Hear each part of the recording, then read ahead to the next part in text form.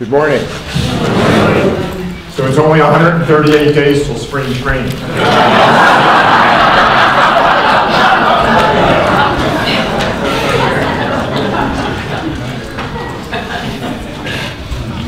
It is good for us to be here.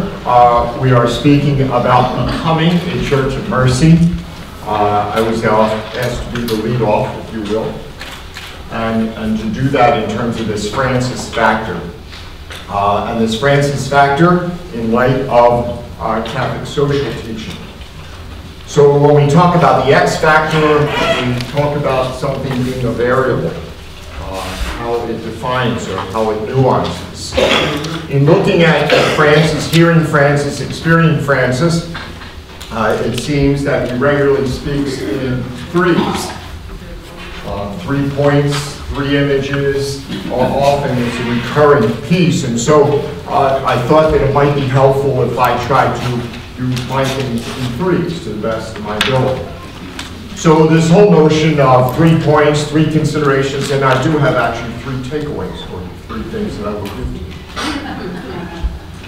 Mercy as a hermeneutic. Oh my gosh, is this an ACT prep class? So what's that all about? It's good to have working definitions. So a hermeneutic, I think the best way to talk about this is the yardstick. How do we measure something? So mercy as the yardstick. You hear a lot about this Cardinal Casper, his book, which very much influenced Francis. And he speaks about this hermeneutic.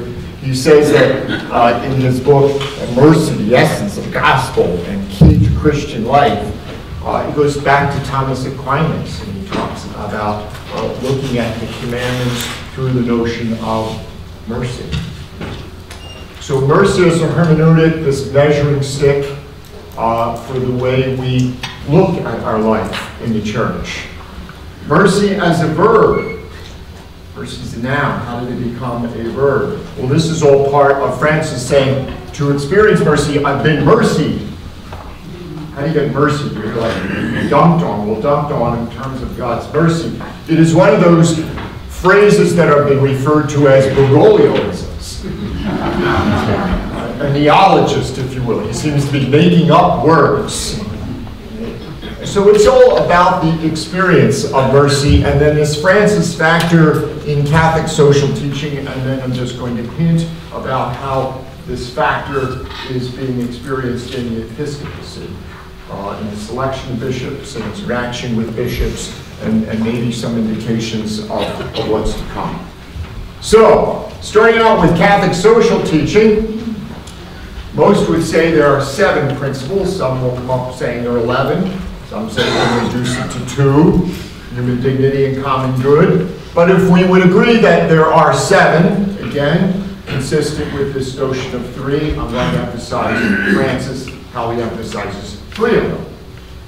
And 3 of them being those ones that are highlighted there. That call to family, community, and participation, and a part of that being subsidiarity, option for the poor and vulnerable, and then the 3rd one, solidarity. So, this preferential option for the poor, speaking about being this, the shepherd should know the sheep should be with the sheep and should smell like the sheep, right? Being with the people. Challenging the bishops not to be airport bishops. Challenging them to be with the people. So where does that come from? Anytime for any of us, when we speak and the way we proceed in an Ignatian language, if you will, a way of proceeding goes from our experiences in life. And so it comes from this notion of this Spanish verb to go in front of or to go out of, and this is part of his experience through his vocation. God being there before us. Notion of we never go anywhere where God is not already there waiting for us. That's Francis's understanding of his vocation. And that vocation roots, whether that's coming from his time with his grandmother Rosa, or with his experience of the Sisters of Mercy, or his education with the Salesians, and then into the Society of Jesus. So God going out before us. He speaks of speaking and going to the margins, the Italian word "ria," going to the margins. Where's that come from? Well, there was folks that clearly influenced his thinking. Some of those who were very much prominent thinkers, theologians, and presidents of the Second Vatican Council. One of those being Congo, a Dominican, who says that reform comes not from the center of power, but rather reform comes of those in the margins. So that very much is influencing him. And another one is Jesuit Henri de Lubac. De Lubac says that the greatest thing that challenged the church, the greatest sin, if you will, the greatest fear, is this notion of spiritual worldliness. And when in fact Francis gave his 3-minute little fervorino, if you will, when they gathered with the rest of the cardinals, and on this little piece of paper having his notes, he spoke about spiritual worldliness being the greatest thing that you should fear. He very much captured the hearts of two particular cardinals. This was written about in the NCR piece about the election. The cardinal from Havana and the cardinal from Lima, who said, can we have a copy of that? Have a copy of this notion of this spiritual worldliness, thinking that you have all the answers within. And he opposed that, making it, no, it's not being so self-centered, but it is being outwardly focused. So that God leading, going out to the margins, the roots of that are clearly in his education, in his formation, and those having an impact as all teachers and all family influences on our own. So we look at our own, how we think today, how we operate, how we perceive. And just trying to give a sense then of how does he come up with this focus upon the preference or the option for the poor. It is a theology of the people, a theology of the people. So the thing that it seems to be very much influencing him is this apostolic statement from Paul VI, which is referenced dozens of times in his own Evangelii Gaudium, the joy of the gospel, which is really this notion of witness, being proclaimers of the good news. It is uncertain, but it is not as clear that there was something else going on at that time in 1975 when Paul VI issued that. There was something going on in the Society of Jesus, the General Congregation, GC 32. And the fourth decree of GC 32 is now become this very famous part of the life of the Society of Jesus, which is faith that promotes justice, and calling for civic activity and civic engagement. There is less of a reference to that. That was during his time as provincial, and some feel that he possibly did not incorporate that as much, and that really it was Paul VI that was the greater influence here. And in fact, the absence of his references to that left people wondering where was he in terms of that, because at that same time, being provincial in Argentina and with the political difficulties going on in Argentina. The theology of the poor, who would be center stage, if you will. One of the things in terms of, Tom and I were talking about this and a few others, a new biography, The Great Reformer, by this Austin Ivory, who was a Jesuit novice, now English columnist, journalist, whose focus was upon Argentinian politics, has written this rather sizable, thoughtful biography of Francis, and really giving indications of what is it that has, in fact, influenced him. He captures one piece where he says, so what would be the focus of Francis? And he considers the last four popes. So he said, if we bring the four popes together, what would be the thing that they focus upon? He said, for Paul VI, on the world stage, Paul VI would be about emphasizing the world, the church with the world leaders. When we go to John Paul II on the stage, the focus is John Paul II.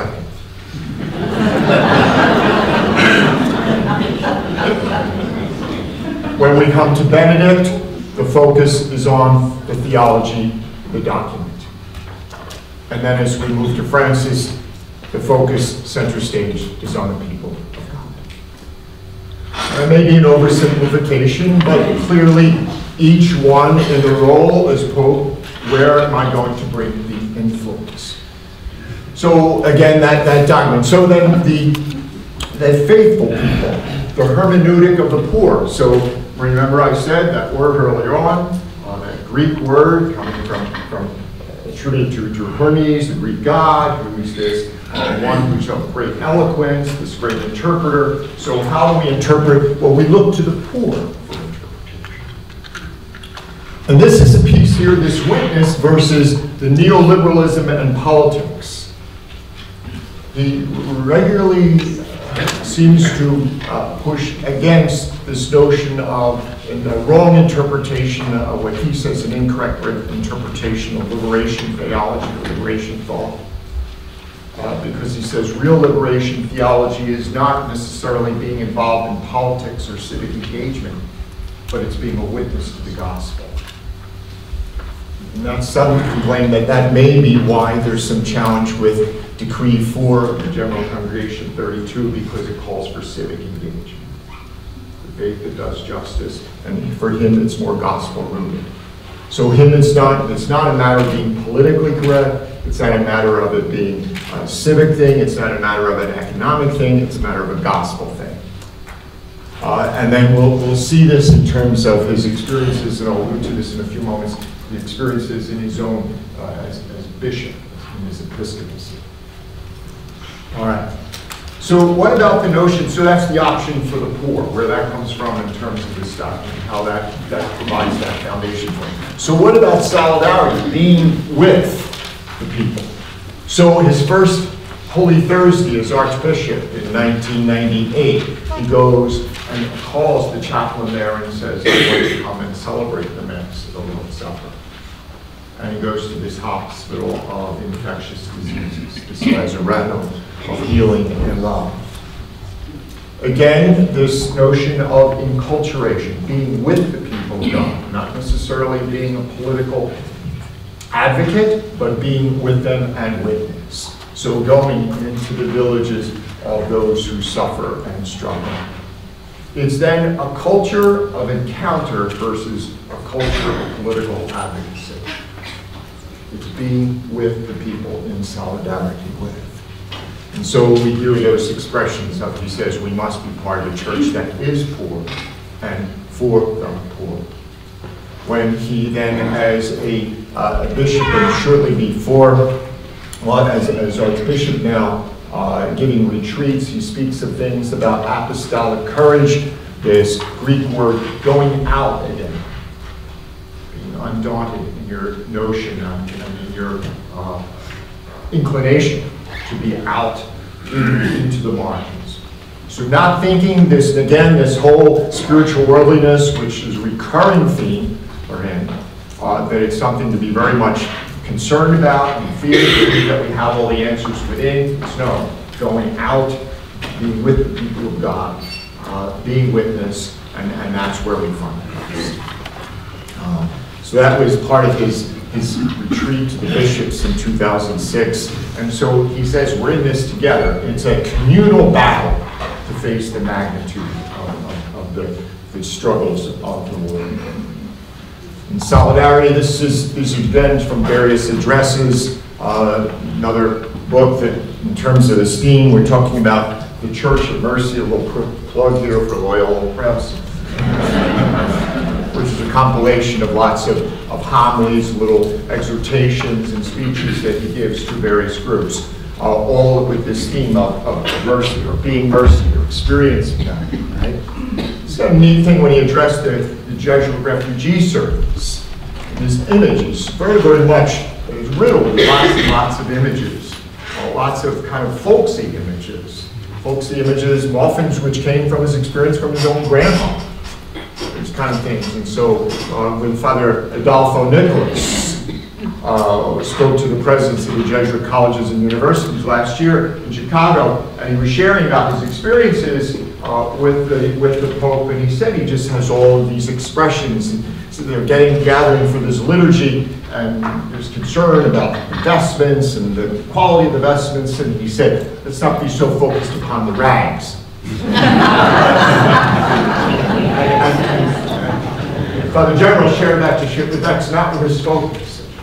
It's kind of the, and what is that? And lots of expressions that he said that just, again, coming from his experience with his grandmother. So when he talked to the Jesuit refugee services, he said, we should serve, and serve means bending down.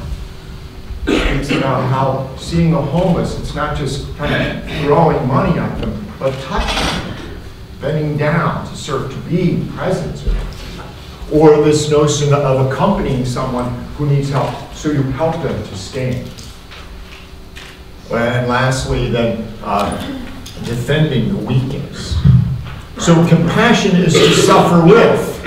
He spoke to the migrants. Compassion is to suffer with. As part of that, he describes hope. He says, hope is a conversation. Hope is a conversation between our sinfulness, our reluctance, our resistance, and God's patience. It's a conversation between our resistance, our sinfulness, and God's patience. And that's where hope is. That's his definition.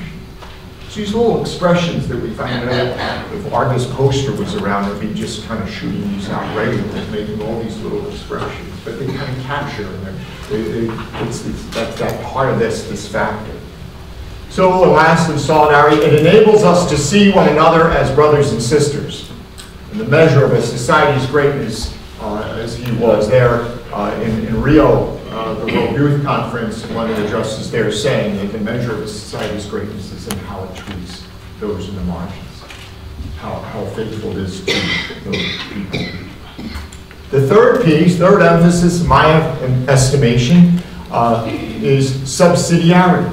And so where does subsidiarity come from in this Catholic social teaching in Quadragesimo Anno in 1931, which was celebrating the 40th anniversary of Rare Navarre, the first of kind of watershed encyclicals.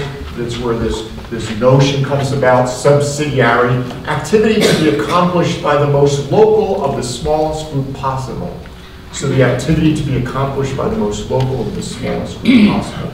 In other words, to allow those who are most capable of, most in tune with, to deal with it. So this notion of subsidiarity also, I think, gives us some indication of how he leads. And so then the CELAM, which is the Latin American Bishops' Conference, it's this notion of, I think this is where they come together, that his understanding of it's with and under the Pope. With and under the Pope, which gives us a glimpse or a hint of how he rules episcopacy versus papacy. So where is the emphasis upon the collegial group of bishops, or is it the primacy of the Pope? So is it top down, is it vertical, or is it more flat? And in here he says there's this notion that's coming out, the ones that are the Rigoristi versus the Reformisti. Who are they? The ones, the first being the ones that know the church needs to be about finding a very, very clear and unambiguous understanding of the documents and the truth. Versus this notion of, no, the teachings of the church need to be credible to the people of God where we find them.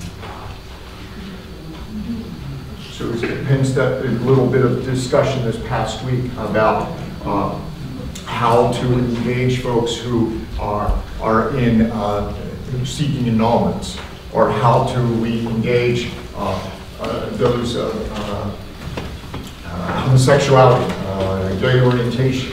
Do we continue to use language such as inherently disordered? Do we continue to say such things as living in sin? Language can hurt. And I think one of the great contributions is he's talking about here, along with other bishops, and when the CELAM, it's with and under. What's our understanding? So as we come together as the bishops as we come together, the bishops with the Pope. And Aparecida in 2007. This is where I think we get an indication of Benedict XVI actually setting the stage for Francis to become. Because he goes to the bishops' conference, the gathering there, and the Latin American church, he says, is moving from reflection church to source church. Now, why is that important? Should the conferences of bishops, whether it's the conference of the United States bishops or the Latin American bishops or the European bishops, should they be echo chambers of what the Pope says, or should they be the source of thinking? So should it be the notion of they should just reflect and amplify what's coming from the Pope?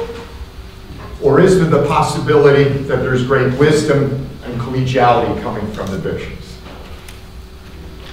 So is this top-down, or is this more across? I share that in terms of the subsidiarity about where is the best place for dealing with this, because I think this also connects both with the Catholic social teaching as well as how he operates as a bishop. Because now we fast forward to March of 2013 when this bishop becomes a bishop of Rome. He then shows an expression that gives an indication that of the way things are being experienced and maybe where we are going. So there in this balcony of St. Peter's, he says, and now let us begin this journey, bishops and people. The journey of the Church of Rome that presides in charity. That's nice. So what? But the presides in charity actually comes from a Saint Ignatius, not Loyola, but Ignatius of Antioch. And it's important because that's an expression that has not been seen much. And it has not been seen much. Oh, there's popes being allowed.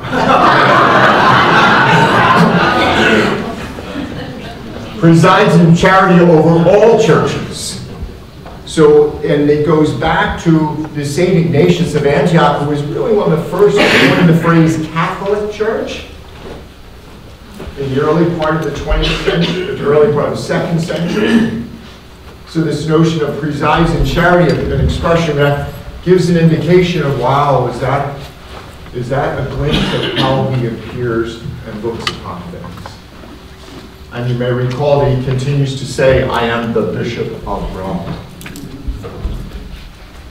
So language and how to present oneself and where it's coming from gives some indication of how we lead. And certainly it looks at 2 years now, we're getting a sense that how these words, these Bergoglianisms, how these expressions are giving a real indication of how it is he understands the church, how he leads the church, and how he sees himself with other bishops.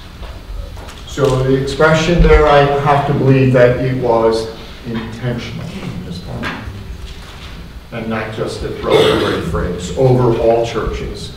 So is one among the equals, or is it this collegial, I would say, so is it an imperial papacy, or is it a collegial episcopacy? And where should it? Not saying that he's not comfortable being in charge, but you get an idea of the mindset of a leader, how he approaches things. Right? So maybe that may give us an indication of, as we're looking at ourselves, what kind of leadership are we going to see in the local churches? Can we make some prediction of what that would be, say, locally or across this nation or worldwide? What's his thinking about what kind of bishops?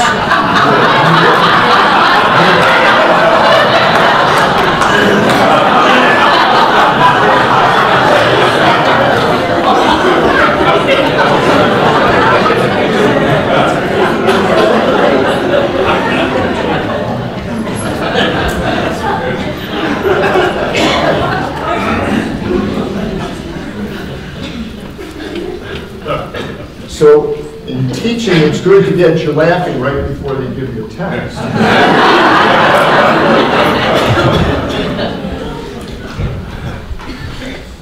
So that's the first of the three handouts.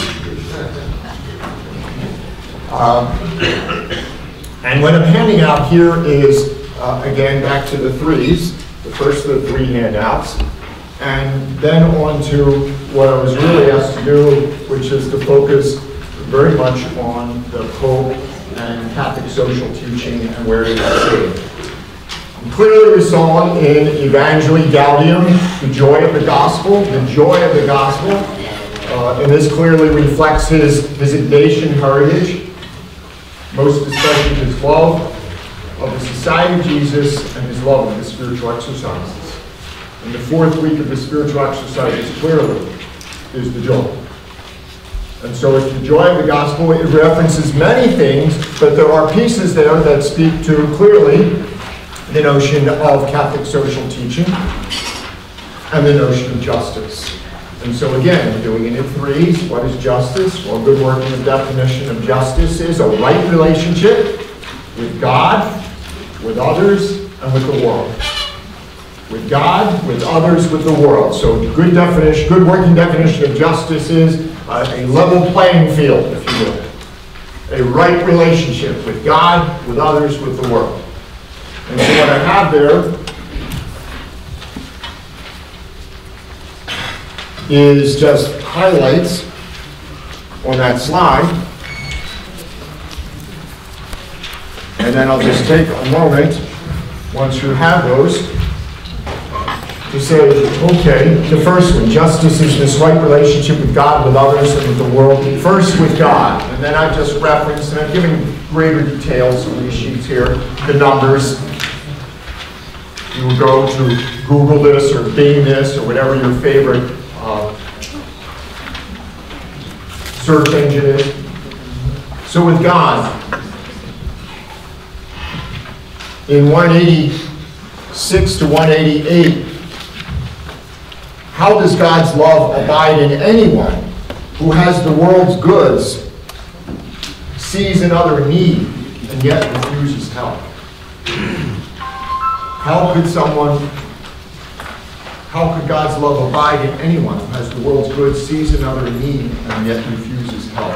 So that's the first one. I think it poses that question with God. So Christ always close to the poor. He was born in a manger. They had to offer 2 turtle doves. Blessed are the poor. So these repeated references of the right relationship with God is being with the poor and being poor. With others. You hear about this trickle-down economic theory. I love this where he says, trickle-down theories assume that number 54, assume that economic growth encouraged by a free market will inevitably succeed in bringing about greater justice and inclusiveness. This opinion, never confirmed by the facts, expresses crude and naive trust and goodness of those wielding economic power, and then the socialized workings of the prevailing economic system. Meanwhile, the excluded are still waiting for it to trickle down. Or how about the inequality as the root of social evils? And number 91, under others. Hunger is not the result of insufficient food. Hunger is the result of poor distribution. We don't have a shortage of food. We have a shortage of ideas and implementation of getting it distributed. Government and financial leaders, number 205. All must broaden the horizons and ensure that all citizens have dignified work, education, health care, as they ask God. And let's ask God for inspiration. So if you will, a seamless garment or a consistent ethic of life, which we speak of. So dignified work, education, health care.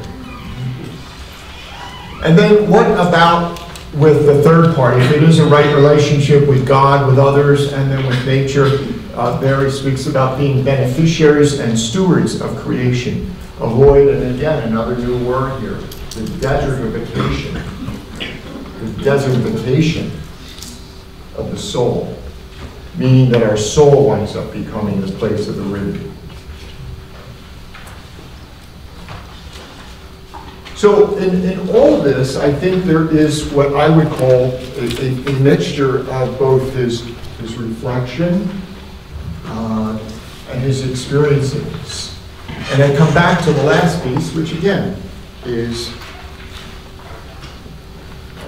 piety for him. You say, gee, why is he often into this piety? So, and I leave you the second of the handouts. I said we're going to do everything in threes. And this is an image for him, this Maria Desnudos. Mary Undoer, Untier of the Knots. And this was an experience for him as a result of after he had served some 14 years in internal governance at the Society of Jesus, 2 years as novice master, 6 years as provincial, and 6 years as a major superior. So 14 years, and they gave him a little sabbatical and told him, go do your doctoral work. Or maybe they need some time away from him, and maybe he needs some time away from them. So often a good thing, not a sabbatical. So he goes over to Germany, he's in his 50s, to pursue and complete his doctoral work, which he did not. But while he was there, he has this pious experience, and so, why finish up with piety? I think it's appropriate to finish up with piety because he believes the piety of the poor, as well as his pious experience of his own life, give a glimpse of how it is that we go back in to the world. And he comes across this depiction of Mary from this German church, and it's a depiction actually going back to St. Irenaeus, who spoke about Eve was the one that tied us up in knots, and that the knots of sins, and that Mary was the undoer or the untire of those knots. And this German priest, Langenmantel, wanted to commemorate his grandparents' experiences with a Jesuit priest, to whom they went for marital counseling as to whether to hang together or move on. And at that time they used a ribbon to wrap around the hands of the couple. And so he took this ribbon and he kept going before this depiction of Mary. And the story goes is that the ribbon ultimately became just brilliant white. And I'm sure good engagement with the people allowed them to see that their love was there for one another. They continued in marriage, and the grandson now wanted to commemorate that, and he had this depiction made, and it's placed over this family altar. It very much captured the heart of Mario Bergoglio. And he came back from that experience in Germany to Argentina and started distributing these holy cards to the people of Argentina. And so this piety of his, that also not unlike the piety, the experiences in the barrios and with the experiences there, he incorporates that. And so he has distributed thousands of these cards. And there's pictures of him in front of this Mary, the undoer of the knots. And so there's this piety that has surfaced around that. But whether it's, and then now there's this whole Naveen involved with it, and thinking behind it is that when we are tied up in knots, or the things that have us all wrapped up in concern, where is it that we could possibly go? And there's this. So what I thought I would leave you with is this little cheat sheet on the Catholic social teaching, this little prayer that he's put together, and a little holy card to plug NCR Rockhurst. And then the third thing, as we're speaking in threes, is your own image and your own takeaways, which we can talk about later today. Thank you.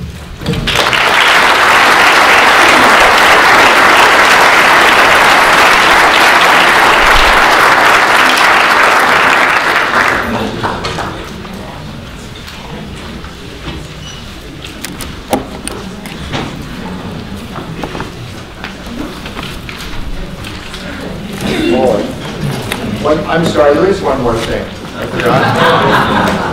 The third thing is, he likes Argentinian is yerba mate tea. And so we have had them, our Chartwell's our catering service, that's the third thing. So we have those available. So if you want to drink tea with the Pope, that's available.